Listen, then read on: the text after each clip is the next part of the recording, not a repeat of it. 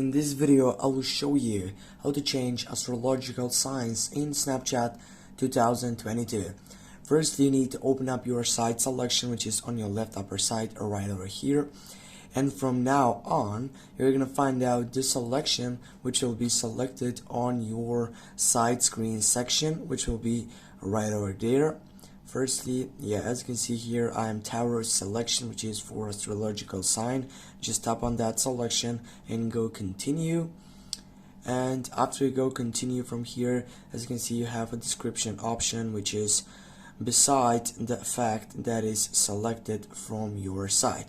From here, if you want to change that selection, you need to change your birthday information. And then when you take off that section, you can also take the time when you were born. For example, if you go from this selection and you can search for a place also, and then when you're ready you can check over and get that changing system for astrological sign.